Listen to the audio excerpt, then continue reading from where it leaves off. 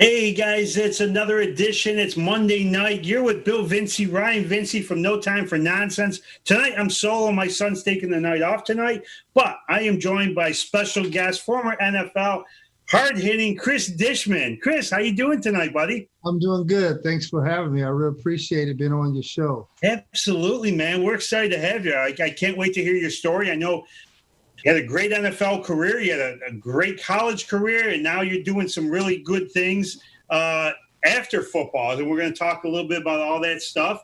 But first, we want to thank some sponsors for tonight's show. Guys, we want to thank our sponsors, Out of the Way Cafe in Utica, New York. I want to thank Matt Grabsky for sponsoring another show. He's got some of the biggest omelets, sandwich, pancakes, eggs Benedict. And he's even got Belvedere's Ice over there, Big Poppy's Ices. Actually, we went there for lunch today, had a great lunch today. Matt Grabsky's down on Charlotte Street in Utica, New York. You can order from him breakfast, lunch. He's got it all. Give Matt a call. It's 733-5060. Get your order in, man. He'll take care of you. Also want to thank Geddes Bakery in Syracuse, New York. It's cake season, wedding season. So free consultation if you want to talk about getting a cake for your wedding. Plus, they got some of the best breads, fresh breadcrumbs, pizza shells, half moons, pies, and cakes you can get anywhere in the area. The Pappas family out in Syracuse, give them a call. Put your order in. They're at 315-437-8084. And our final sponsor tonight, brand new hotspot in Marcy, Big J's Pizza. They got some of the best pizza around. They got pasta dishes, wings, huge calzones, anapastas, strombolis. They got a huge selection of appetizers. You're definitely going to want to check this place right out in Marcy, right on Route 5. Give them a call at 315-982-9536. Jason Jagers, thank you so much for sponsoring. And thanks to all the sponsor of tonight's show. But we are hanging out with Cris Dishman tonight, former NFL.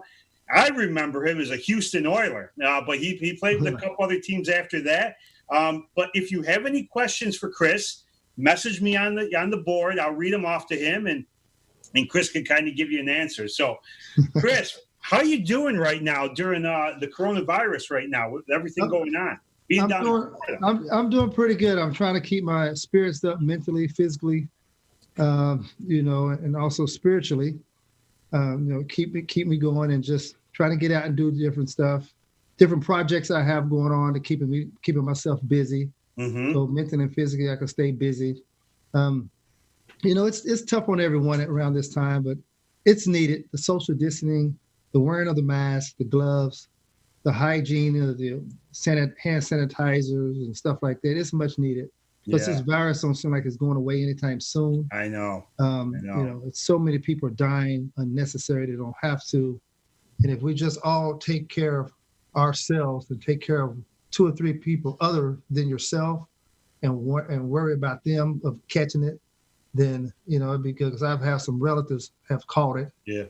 And, so that's why I'm very conscious of staying away, making sure I'm wearing my mask and stuff like that. I know everybody thinking they're invisible, and it's not gonna happen to them. It won't happen to my family, but it maybe not be your family, maybe someone else's family. Yeah, absolutely. Hopefully, you guys are staying safe down there in Florida, and wish you guys the best. But Cris, you got a great story, man, and we want to start off with you were born in Louisville, Kentucky.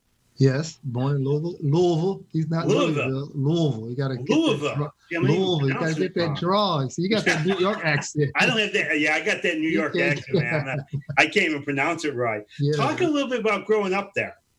I had a great childhood. My mom and dad. My dad just turned 90. My mom's about to turn 86. Really? They still live in Louisville. Okay. I still have my brother. I have 2 brothers and 2 sisters. One of my sisters live in Nashville. One of my brothers live in Houston. My other brother and sisters both live there in Louisville. I still have a lot of family down there. I just got back from Louisville that last Tuesday to be with my mom and dad and take care of stuff down there. And I went to Christ the King Catholic School there. I went from Christ the King Catholic School to DeSales High School there, Catholic school, then on to Purdue. My childhood, I always thought that we was always money-wise, we probably wasn't the richest people in the world, but loving-wise and support-wise, I was the richest person. I was the richest kid on the block, because my mom and dad supported me and my family supported me in each and everything that I did on and off the field. Yeah, that's all. I mean, family support is huge, man. Growing up, I mean, when you got that family who spends a lot more time with the family and stuff, and they're involved in them, it's a good way to grow up, man. Great way to grow up. It was. My parents was always at my football, basketball games. They was always track meets. They was always there. So, whatever. And plus, a couple of times my dad had to get off of work, go watch me play, go back to work, and stuff like that. So they sacrificed a lot. They sacrificed a lot to get me to where I'm at today, and I still enjoy them and love them for that. Yeah, absolutely. So let's talk a little bit about your high school days and playing sports there. Obviously, you played football. Did you play anything else there? I played basketball and ran track. I had the state track record there in the 400 there for a while. I think someone it was over 27 years I held the 400 there in Kentucky, but I think someone broke it by now. But like I said, I played basketball, ran track, played football. I was a 3-sport guy, and I think the more that you play as a young player, instead of just always want to concentrate on football, always want to concentrate on basketball. I think each sport helps each other.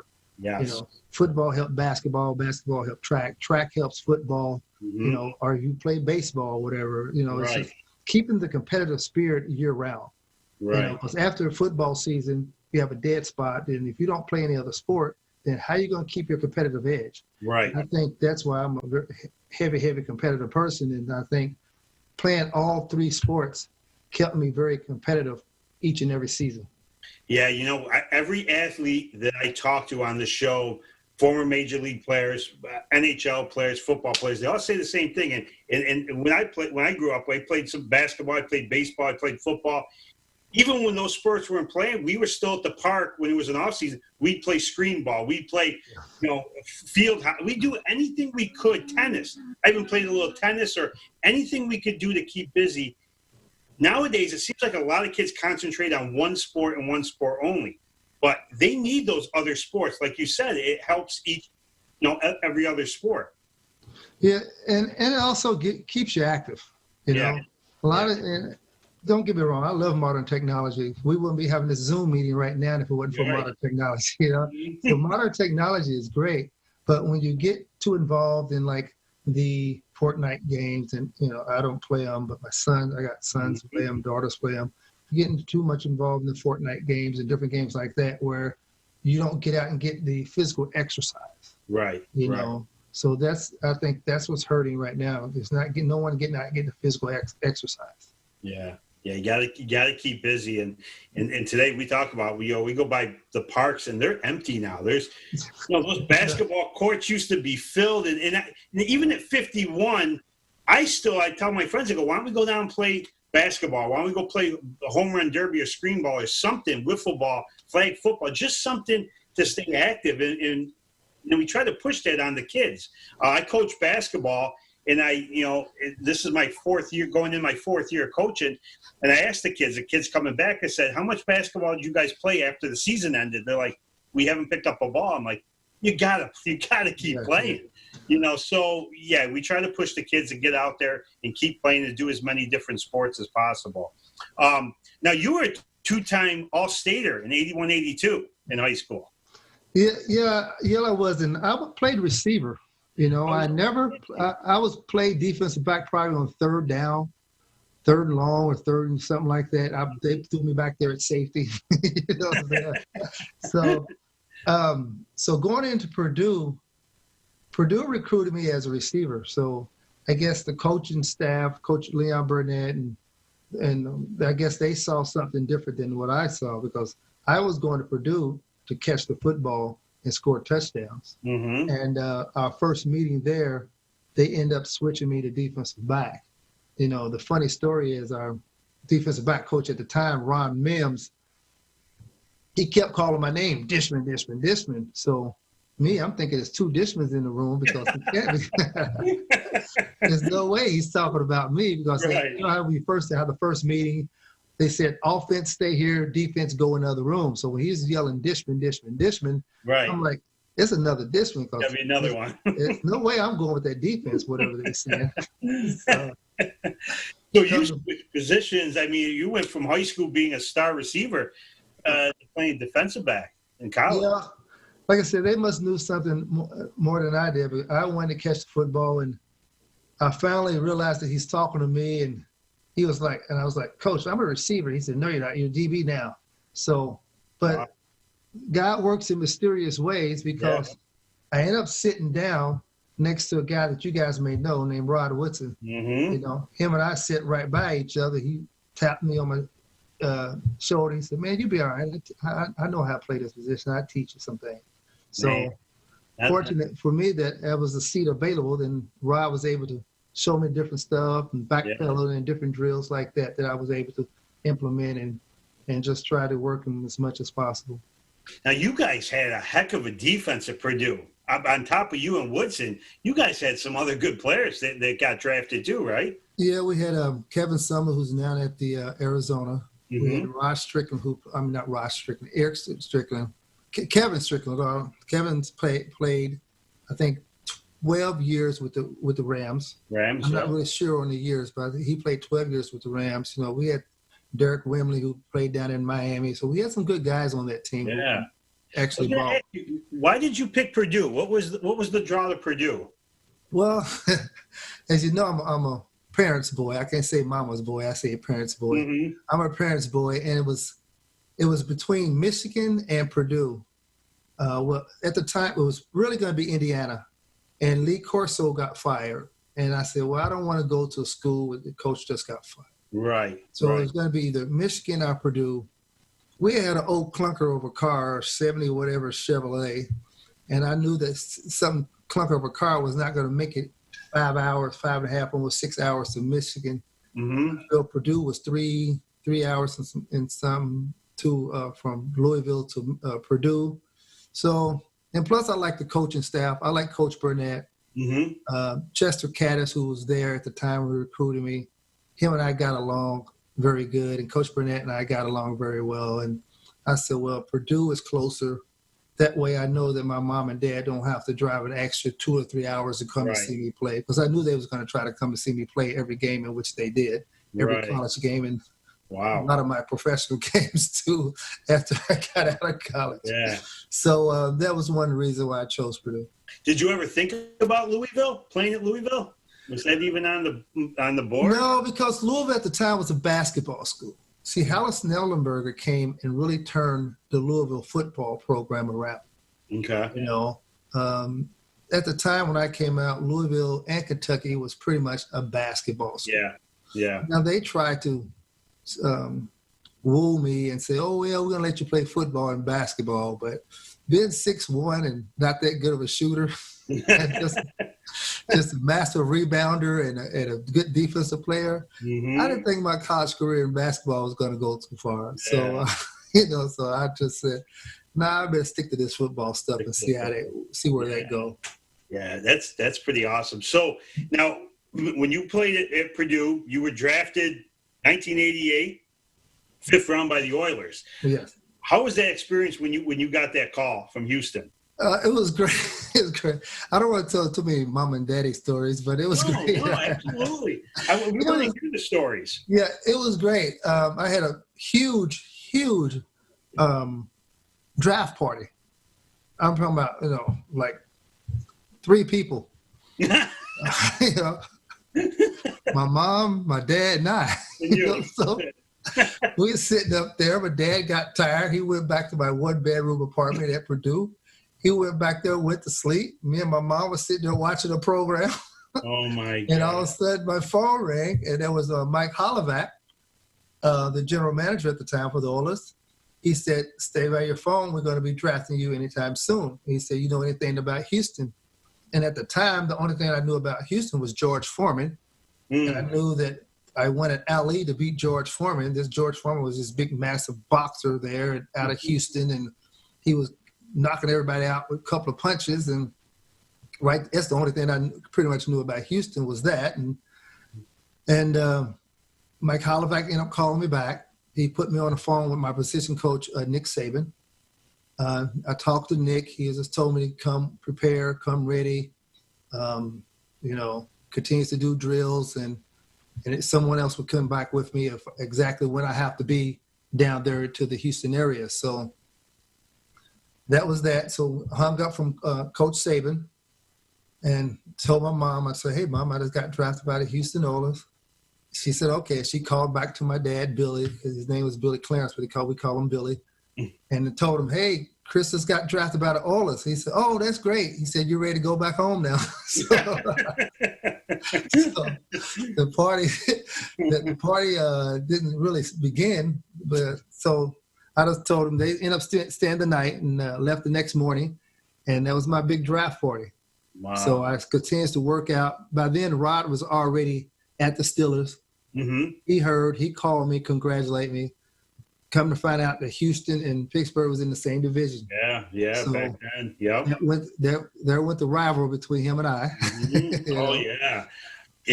Friends but enemies on game day. I was going to say, do you keep in contact with Rod Woodson still? I do. Yes, I do. So that's my big draft party of 3 people. I know you watch some of these parties now, and there's so many people, and they're sometimes at the college or sometimes at the house, and you watch it, and then sometimes it's just 1 or 2 people at a house, which they just want. Some people just want that laid back, setting. Well, we saved on food and drinks and everything else, so we saved money on that. Yeah, absolutely. Well, we got a question for you, Bobby Taylor. Which loss was harder to take, the playoff loss against the Bills, or the following year when you lost at home to the Chiefs in the playoffs? Wow, Bobby, that's a good question. I guess the Bills. The Bills loss was probably the worst loss because we was up so many points on them. I think like 31 points or something. Come out of halftime, Bubba McDowell intercept the ball, ran it back for a touchdown. Yeah. And I can say this now. I really started, and I get on my players from not finishing, and we didn't finish the game. I started loosening my pads up. Mm-hmm. I said, okay, I'm going to loosen my pads up. I took some air out my helmet. I said, okay, because they're going to start throwing the ball. I started thinking about interceptions. Right. What I'm gonna do touchdown dances. Mm-hmm. So my mind went towards that. Right. Right. I didn't. My mind didn't go finish the game and let to the end. Yeah. So that hurt because, as a player, you look back, it's like, well, what if I didn't do that? You gonna play the what if game. Right. And that been almost 20-something years, almost over 25 years. Yeah. And I still tell guys, and I still, as I coach today, I tell them finish. Don't be like that. Don't start loosening your pads. Don't let air out your helmet. Well, they don't have air in helmets these days. Yeah. So just finish the game. Let's celebrate after the game. Right. So we started celebrating way too soon, and I think the Bills is probably the most hurting loss I've been in since high school, college, and for my professional career as well, and as also coaching. Yeah. This isn't a question, but a friend of mine and a sponsor of the show, Matt Grabsky, says Bill's got so many fantasy teams going, his draft parties never end.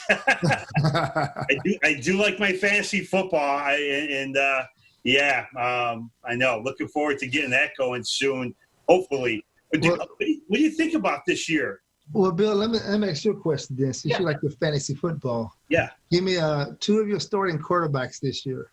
Say they had fantasy football back when I was playing back then. Ooh. Give me 2 of your quarterbacks. So now we're going back, 80? Yeah, from 88 to 90, say 94, 95. Well, God,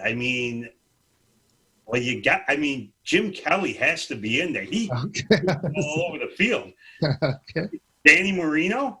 Okay, all right. I just wanted it. Okay. I think I love. Marino and Kelly. They put up some big number. We didn't have fantasy back then. Right. So, but Marino had. Clayton and Duper.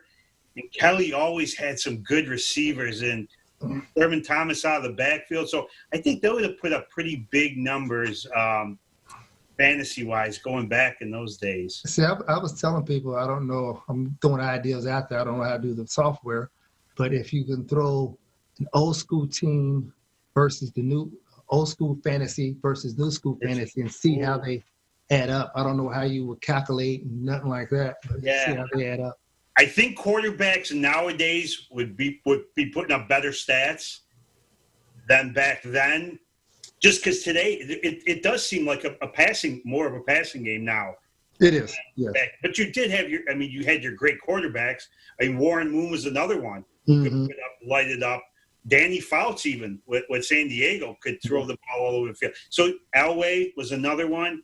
But back then, you basically had one running back. I mean, you had your main running back who carried the ball probably 80-85% of the time. Now a lot of teams have two backs, three backs, and certain teams who like New Orleans.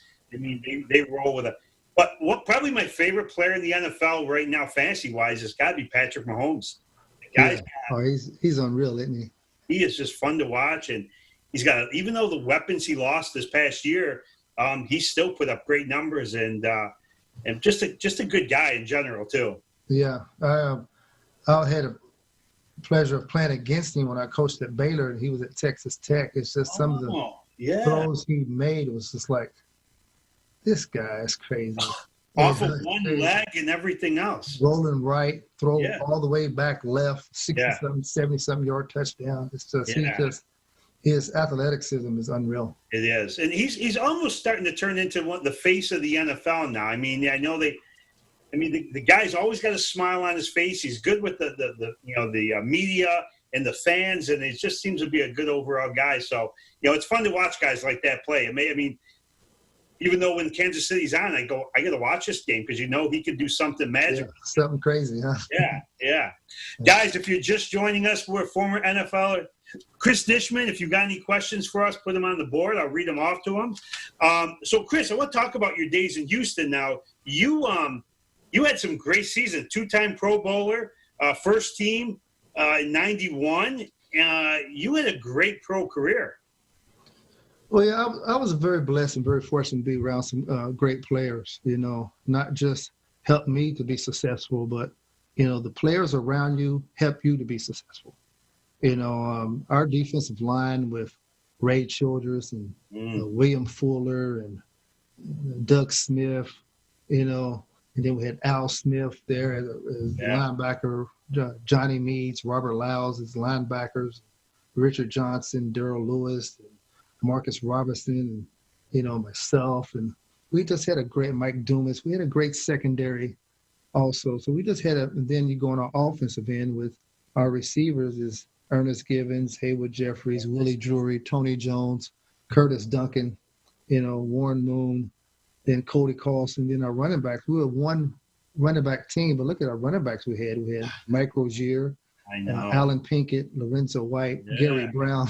Yes, I know. So you look at those three you just named, and three of probably some of the greatest college running backs I ever watched. Yeah, so we had so much talent around us, and God rest his soul, Toby Caston, who was a special team guru. Yeah, I remember him. Yeah, Eugene Seals, the human wrecking ball, we called him. We had so much talent on that team flowing, and just. I didn't even get a chance to mention our offensive lineman with Bruce Matthews, who's probably one of the most athletic men I've seen. Dean Steinkooler, Mike Munchak, Jay Pennison. I can go. Wow. You can go on and on with the talent that we had as a team is crazy. Yeah, it was a great team. We got another question from Bob Taylor. What was it like playing for Buddy Ryan when he was the defensive coordinator for Houston? It was great. Buddy had two likes. Either you like him or you don't like him. There wasn't no in between. Right. So, and I liked Buddy. He was a very good coach, a very thorough coach. He was a guy who can put you in the right positions. And he knew exactly what each player role was. Mm-hmm.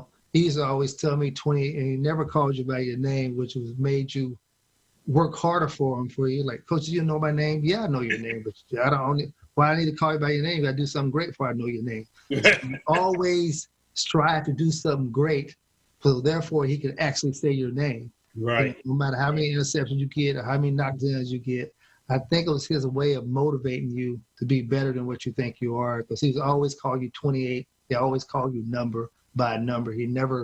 I never really heard him call you by your name. And his thing is, when I know your name, that's when I know you're a great player.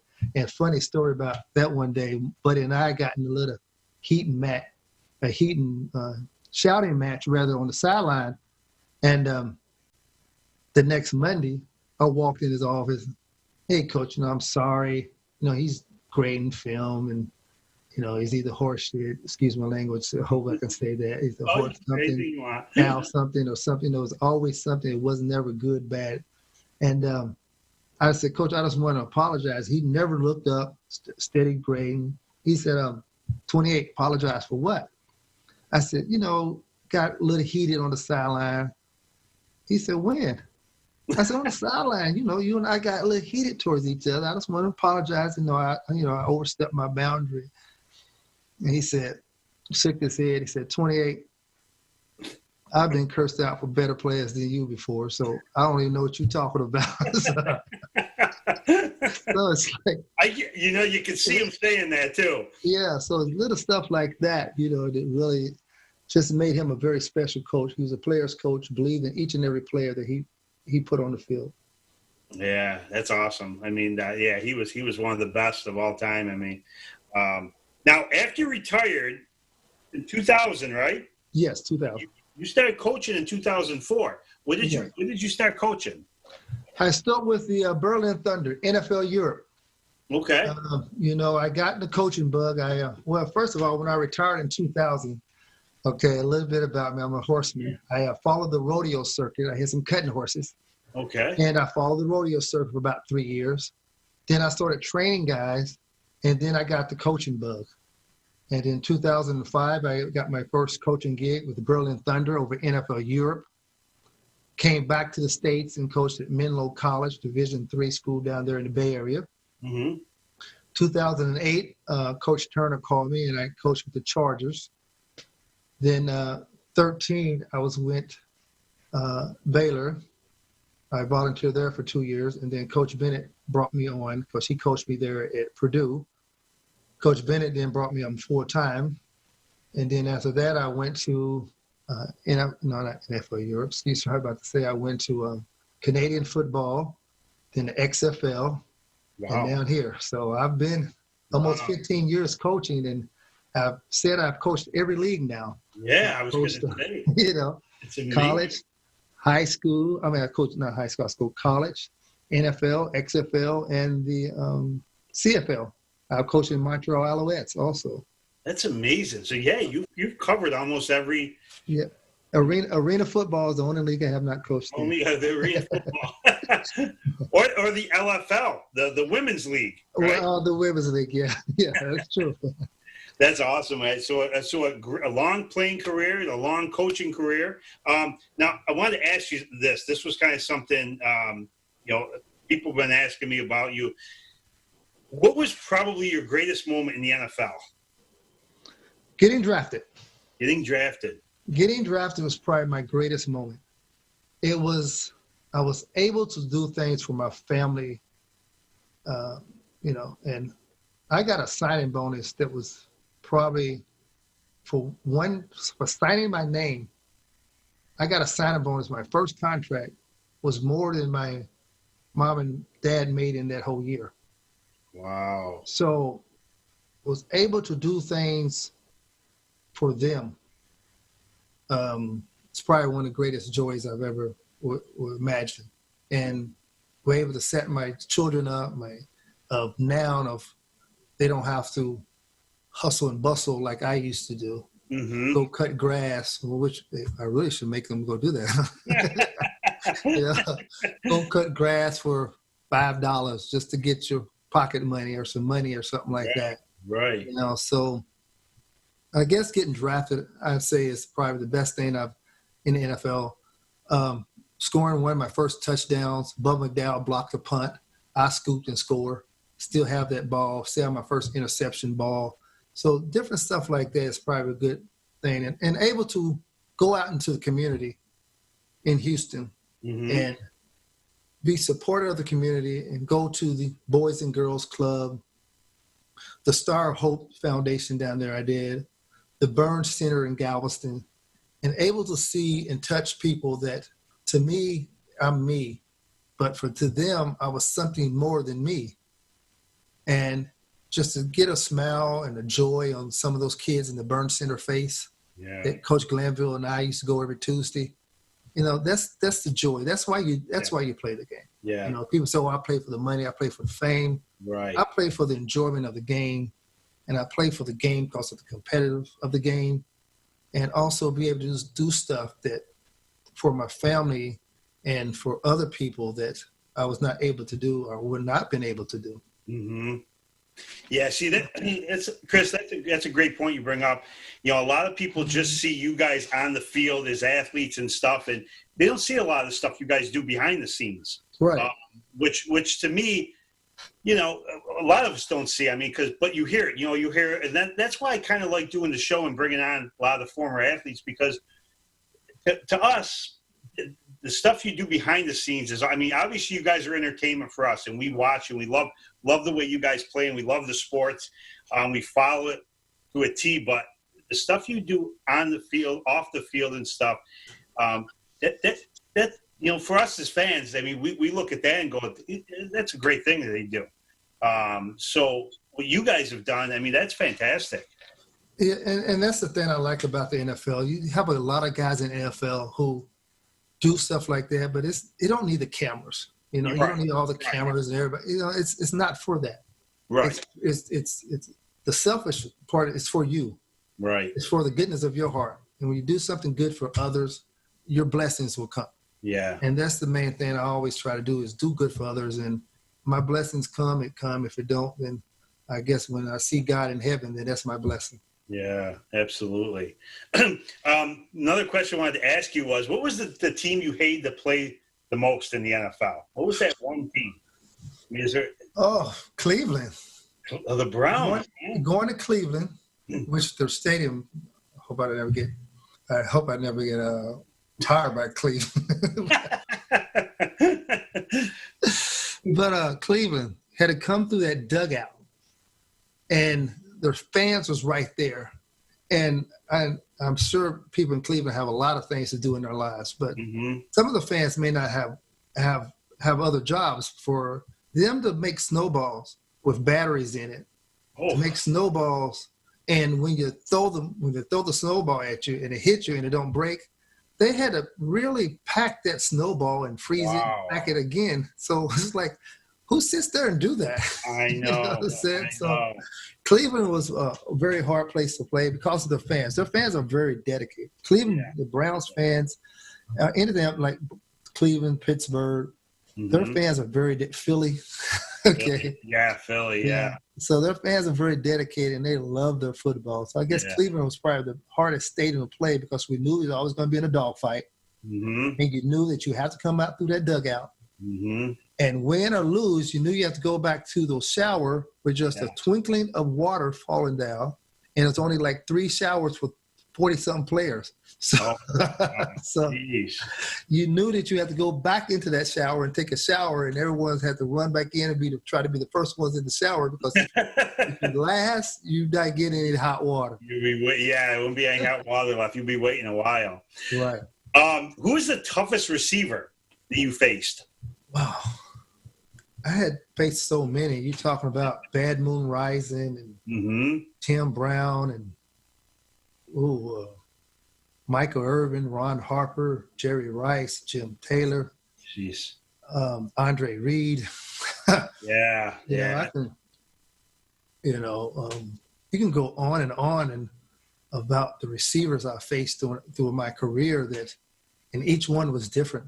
Yeah. But if I had to pick one, I have to say it has to be Michael.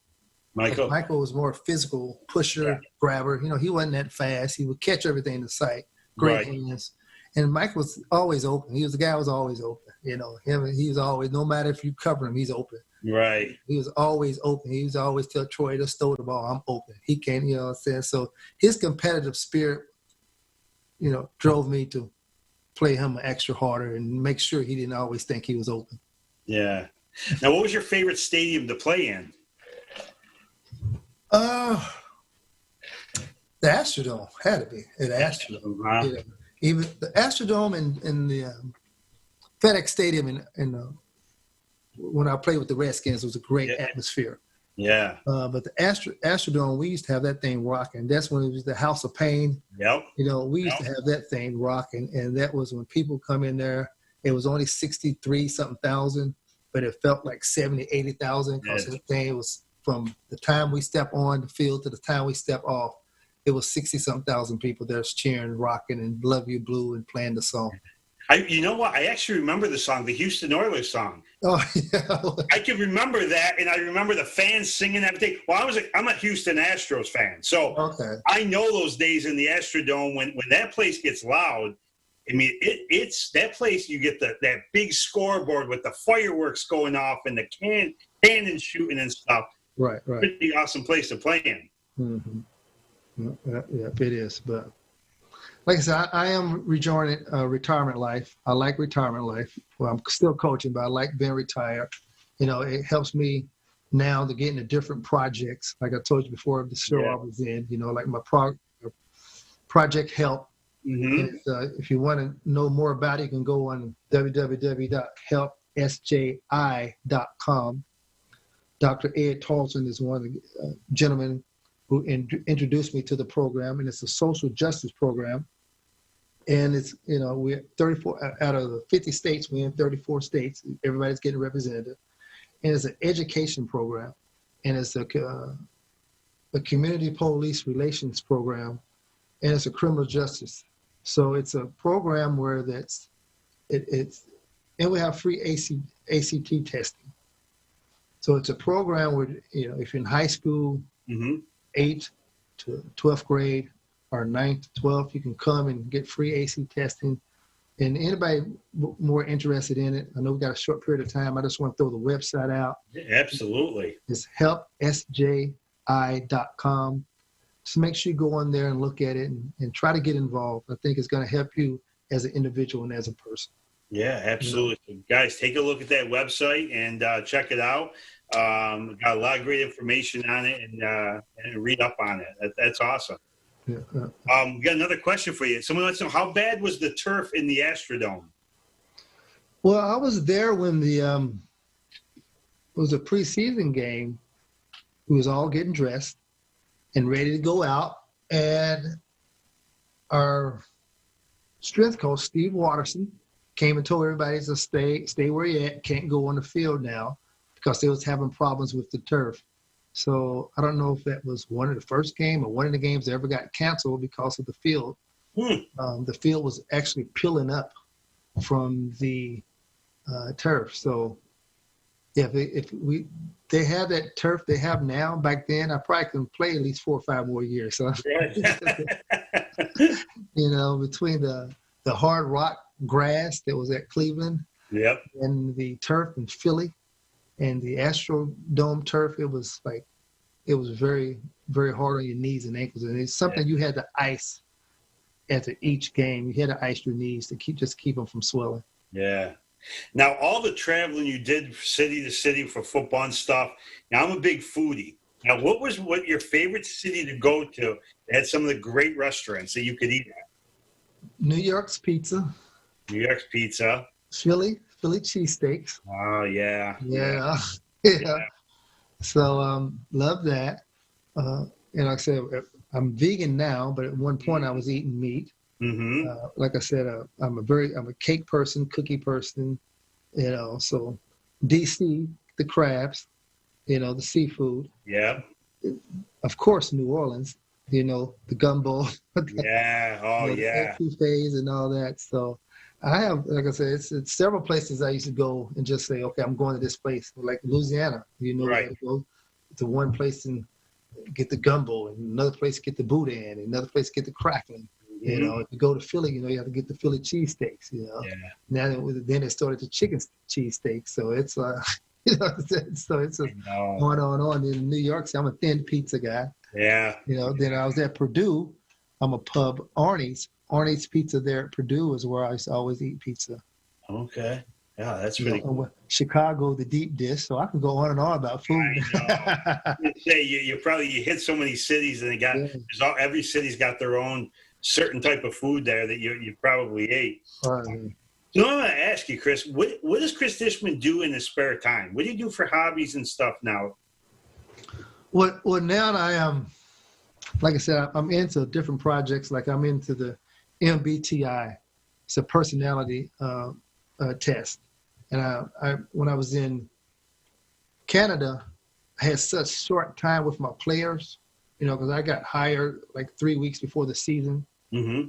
And I put them through this MBTI, it's Myers-Briggs personality test, and it helped me connect with my players a lot faster than if I was going to try to know everybody. It's a testing program, it's a personality test, and it tells you each what's their traits, what their likes, what their dislikes, how you can approach them, how they learn, you know, how you can talk to them. It's a really good tool to use for me to help me as a coach. And that's what I'm doing now, is trying to learn more about the Myers-Briggs personality test more than anything. It's trying to get me as a better coach. Mm-hmm. You know, because if I'm a better coach, then I can make players a better player. Yeah. And like I said, if you go to tebow.org or goatskills.com, you're going to see that Myers-Briggs on there. And it's, you know, you can take it yourself if you want. It tells you how to react to different people and how to different things. You know, you have a son, how you can, now that your son learned this way, and you can teach everyone better. Yeah, no, that's awesome. Everybody should check that out. It sounds really great. Like a website's got a lot of information on there. So make sure you check that out. So, Cris, I want to talk to you about this with the virus going on and everything. Is this NFL season going to go off on time, or what are you thinking about the season coming up? Are there going to be fans at the games, or? Well, you probably won't have packed houses. Okay. You know? If you can social distance, have one in every other seat, you know, have someone in aid and have someone in a seed, and you know what I'm saying, and then the next row have someone in a bead and have, you know, something like that. Right. So if you can spread people out, and you may not have 60,000 or 65,000 or something people, you may have 40-some thousand people, but it's, you know, I think teams can range where you have 40-some thousand people in this area, have a big enough screen, have another 15 to 20,000 people in this area, have another screen, and have another 15 to 20,000 people in this area, and have a big enough screen, and then you can accomplish your 60-some thousand people. Right. You know, the tailgating. If everyone just be responsible, wearing their mask, you know, or something like that, then you can have people at the tailgating and stuff like that. And you still get that game time. A game life experience. Right. So it's a way to do it. It's just we as humans have to work with each other and be smart and understand what's at stake. And it's not, like I said before, it may not be your life. Yeah. Maybe that person's life next to you, who you may be a carrier, give to that person go around someone and their family member. And then next thing you know, 5 or 6 people in your family has it, all because one person is giving it to that person. Yeah, absolutely. So if everybody, I think the season's going to start.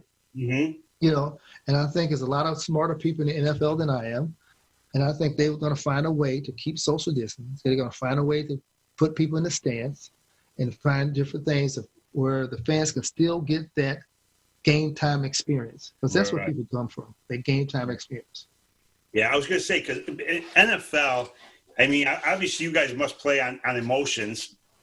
The fans at home games and stuff. So if you don't have that crowd there, or if this, you know, I mean, you're hearing a lot of things with NBA and stuff, and the NHL, they're going to play in empty arenas, which I can't. It's just be tough to watch an NFL game with no fans there. I mean, especially being a defensive player. I mean, when you're pumping up the crowd and you need a big defensive play, that crowd behind you, really gets you into it. And if it's silent there, it'd just be so weird to watch, because a lot of these stadiums, I mean, Kansas City's a great stadium. Fans in Buffalo, and where the places are just rocking. I don't know. I hope that things, kind of get back to normal in that capacity. But as far as the sports right now, they're talking, stadiums are going to be empty. So that'd be a little weird to watch Sunday games with no fans, Adam. Yeah, it will be weird. And I'm glad you mentioned Kansas City. I forgot all about Kansas City. Kansas City was a tough place to play, too. Hell yeah. When I was playing with the Oilers, and they in the home of the Chiefs and the Roar. Mm-hmm. But when I played for Kansas City, I liked that stadium. Mm-hmm. When I played against them, I did not. But, it's a way that when you're seeing fans not in the stadium, I experienced having an empty stadium when Mr. Adams, God rest his soul, decided to tell the fans the year before they was planning on moving to Tennessee. We went from 60-something thousand people in the Astrodome to 22,000 people. So it was tough. And that's why that year our road record was better than our home record. Because when we went on the road, the stadium was full. So you play off emotions. So now, therefore, today's player have to be able to motivate himself now. He have to be able to get himself going, knowing that it's not going to be a lot of people in the stand. Right. And now he have to be able to say, okay, we have to start from the beginning to the end, get ourselves moving, because we don't feel the rush of the crowd. Yeah. So that's why today's player really had to get moving and get himself focused and understand what's going on. Right. I know, coming through that tunnel and not hearing anybody cheer for you is got to be a weird feeling. Yes. Right? Jeez, I know. That's crazy. So, Cris, let me ask you this. What was the hardest thing about playing in the NFL? What's a couple of the hardest things about being an NFL player? Missing out on a lot of stuff. Missing out on probably your kid's 8th grade graduation, or missing out on if you have a home in one place and you're traded, or you accepted a job in another place, of not having your family there with you at the moment. So missing out on a little stuff like that. Yeah, I think it's probably the hardest thing, as far as I am. And now with these guys, they have so much social media out there, of always striving to do the right thing. Now if a guy get caught, say he's walking down the street drinking a beer and it's on camera film, it's so much cameras out there, so much social media out there now, that it's hard on guys today to just try to do the right thing each and every day, in which that's what you're supposed to do anyway. Right. But I think I think with the social media out there and stuff like that, I think that pushes it to another level. Yeah, absolutely. So, guys, we are finishing up here with Cris Dishman. I got a few more things for him, but now it's going to get a little difficult for Cris. Cris is going to enter a part of the show called the penalty box. Okay. No, it's not a football term. It's a hockey term, but it's the penalty box. I'm going to ask you 5 questions, and you're going to give us an answer to each of them. Gotcha. You ready? Ready. All right. So, favorite meal. What's Cris Dishman's favorite meal? Oh, well, when I was eating meat was pizza and lasagna. Pizza and lasagna. Couple good choices, okay. And now today, with your vegan type of food you're eating, what would you say? My wife makes a strudel with chicken pieces in it that's very good. It was the brown gravy, so I think that's one of my favorites. Ooh.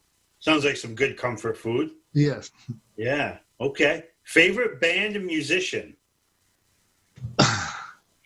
Oh, wow, well, the young dish, like Run DMC. Oh, yeah. So that was one of my favorites. Sade, Janet Jackson, Michael Jackson, Prince, Luther Vandross. I got to be smooth with it. Yeah. With Luther. Today, I really don't have today I really don't have no one I really like listen. Maze, I still listen to Maze. And I still go back to old school. Me too. Yeah. I'm a 70s, 80s type of Sade. When you said Sade, I just heard something about her voice, man. You can put your headset on, just listen to her, and man, she's just smooth. Yeah. Just a great, great voice. Obviously, MJ was one of my favorites growing up and stuff. And yeah, I'm more old school. Yeah, but I do like Billie Eilish, To Die For. What was that? Billie Eilish. Oh. To Die For. I do like that song she's made. She's Billie Eilish, and I think there's 2 more artists on there with her. Yeah. That song, I really like that. Yeah, that's good stuff, man. Let me ask you this. Well, I'm going to ask you after these questions. First of all, I want to ask you, if you could play with one NFL team, maybe it was a team you liked growing up and stuff, who would that team you would have always wished to play for? Raiders. Oakland, huh? Yeah. Raiders. You wanted to have that? Lester Hayes. Lester Hayes was my guy. Oh, yeah, man. Lester Hayes. Michael Haynes. Yeah. It was long, tall, big corners. I consider myself a big, I was 6'1", 185, 190. Yeah. Coming out of high school, coming out of college, I was 177. I grew into 185, 190. So the Raiders was a team I really liked. Yeah, I remember because of the black and silver. Yeah. Talk about some Raiders. Talk about some nasty fans. Yeah. Oh yes. Right? I should have mentioned them too. Wow. I remember Lester Hayes had that stick him all over. Yes. But the Raiders fans are not only nasty to the opposing team, they're nasty to their own teams too. Right. Fans too. So that's just some scary fans though, man. I don't even know. There's a couple of stadiums I wouldn't go to being another fan. One is Oakland. I wouldn't go there wearing another jersey. In Buffalo. Buffalo's tough. Yeah. You got some rough fans, man. It's crazy. Tampa played there last year, and I was thinking of going. My son, I go, no way. Even Buffalo fans said I wouldn't go. If you do, don't wear your Tampa jersey there. Right. Well, see, the only time I didn't get our bus rocked with snowballs was after the loss to Buffalo. Mm-hmm. Every time we used to come in and out of Buffalo, we get our bus rocked with snowballs. So I guess after they came back and won, people were celebrating too much. They forgot to throw snowballs at us. I guess there's always something positive come off something negative. The positive thing when we was leaving, we didn't get snowballs thrown at us. Oh, that's funny. Next one I got for you. What will Cris Dishman be doing in 10 years from now? Wow. Well, I'm just about to be a grandfather. My oldest son's about to be a grandfather. So congratulations. I hope I could be teaching Caleb Clarence in 10 years backpedaling drills, planting and driving and catching footballs and stuff like that. That's awesome. This will be your first grandchild. Yes. That's awesome. That's got to be exciting. It is. I'm looking forward to spoiling them and giving them everything he wants, and that way he have to deal with them like I dealt with him. Yeah, absolutely. Last question in the penalty box session. If you could sit down with one person, whether they passed on, they're still around, and eat that pizza and lasagna, have one good meal with them, shoot the shit, catch up on everything, who would that person be and why? Oh, man, that's tough. Do it have to be football or basketball? It could be anybody. It could be a relative. It could be a friend, somebody famous that you even never met. Who would that person like to sit down and just kind of shoot the shit with? Wow, that's a tough one. I stumped you on this one. Yeah, that's a tough question. That is a tough question. Well, man, I have to say. Now, you're not going to say Abe Lincoln because the last two say Abe Lincoln. I go, Abe Lincoln. I go, it's funny that 2 guests in a row said that. No. I guess the one person still alive now, I guess Barack Obama. I would like if I had a chance to sit down and discuss things with him and talk to him. Anyone who's not living, like I said, that's a tough question. I guess I can say Barack Obama is the one I would like to sit down and talk to and be able to communicate with. Yeah, kind of pick his brain and stuff. Pick his brain and stuff and see the route he went, how he became what he is right today. Yeah, absolutely. That's pretty cool. Now, I wanted to ask you this. I love asking this question. Did you have any pregame rituals before a game? Whether you listen to a certain music, band, a song, any pregame ritual food you used to eat before a game? 2 Special K cereals. Oh, really? I used to eat Special K cereal, Okay. hot tea, and 2 strips of bacon. That was Really? my pregame meal. Okay. And then as we either away or driving to the stadium, when I got to the stadium, I put on Phil Collins' In the Air of the Night. Oh. So that was my pump music. When I got out the car, I was ready to go. That was the music. I got off the bus. That was my music I played off the bus. That kept me focused, kept me motivated. Wow, that's awesome. Actually, Phil Collins is my favorite musician of all time. Oh, is it? Yeah. So, yeah, so that's a great, I can see that. You got it blaring at your head. Yeah, it's got to fire you up. You know what, Chris, I wanted to kind of end the show with this. What would you like to say to young kids coming up playing football, playing sports? What would be the one motivational thing you'd like to tell kids if they're playing football and they want to get to the next level or get to college and get to pro? What would you like to say to them? Don't talk about greatness if you're not willing to work to be great. A lot of people always say, "Oh, I want to be great. I want to be the best." Well, what did you do today to master your craft? And if you say, "Oh, I didn't do nothing," or "I'm gonna do it later," or "I forgot," then you don't want to be great. Go out and master your craft. Mm-hmm. If you want to be great at something, you got to go out and do it. You got to go out and no matter what position you play, you got to go out and master your craft. You're offensive lineman, defensive lineman, DB, receiver, or whatever. You got to go out and do drills. You got to watch the game. You got to understand the game. You got to study the game. You got to know your opponents better than you know yourself.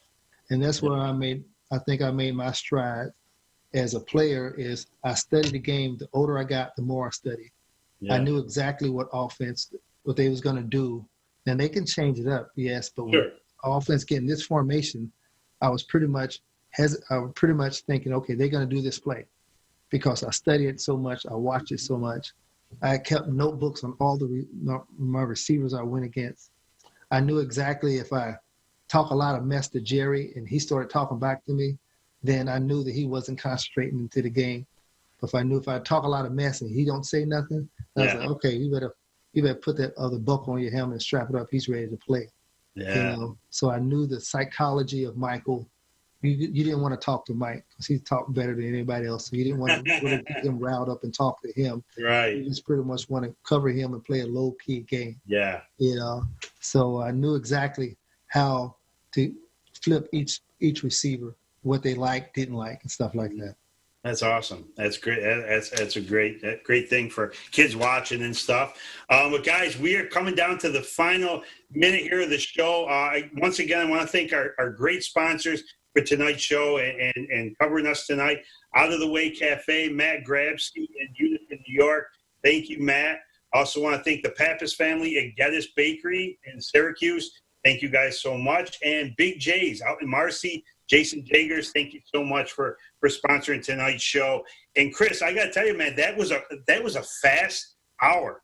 Was it an hour already? Wow. It's been an hour already, man. I got to tell you, it was great, man. I got to say, you're a class act. I loved watching you play back in the day. And, I remember some of them big games and stuff. And, it was just good to catch up with you and talk and hear your story and stuff.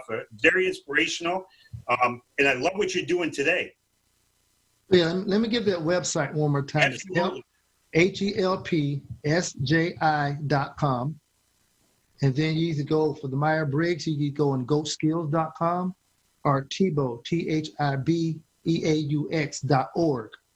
One of those two sites will give you the Myers-Briggs. So thank you for having me on. I appreciate you guys. Absolutely. I'm going to have to come to that bakery. I hope that bakery have any some vegan stuff over there for me. He might. We'll have to check on that. Listen, if you ever come to upstate New York, man, hit me up, and we'll take you out to some cool places and show you around the area. It's beautiful up this way. If you come up, we'll definitely take care of you up here. Yeah, I was just up in New York. Like I said, I coached with the XFL this last season. Mm-hmm. Until with the coronavirus, ended up shutting us up, suspending our season. But I really liked up towards the New York area. Yeah. No, it's a beautiful time. So if you guys come up, hit me up and we'll definitely show you around, get you some good vegan food up this way. All right. It sounds good. Thank you, guys. Well, guys, thank you so much for joining us tonight with former NFL Houston Oiler, Cris Dishman. A great story. If you're going to catch us on replay, I'm going to share it on our page. It's going to be on all social media. Spread the word. Check out the websites he gave you, and definitely share this video. Get the word out. Guys, we have a big show tomorrow night with actor Lilo Brancato, who played in Sopranos. Good with the star of The Bronx Tale. You're going to want to hear his story. Join us tomorrow night. It's a special Tuesday night show. We'll be live 7 to 8. But Chris, you and your family stay safe down in Florida, and we wish you nothing but the best. And we'll definitely keep in touch and see how you're doing. Same to you, and thank you guys for having me. I appreciate it. All right, man. You have a good night. Guys, Bill Vincey, No Time for Nonsense. You guys have a great night.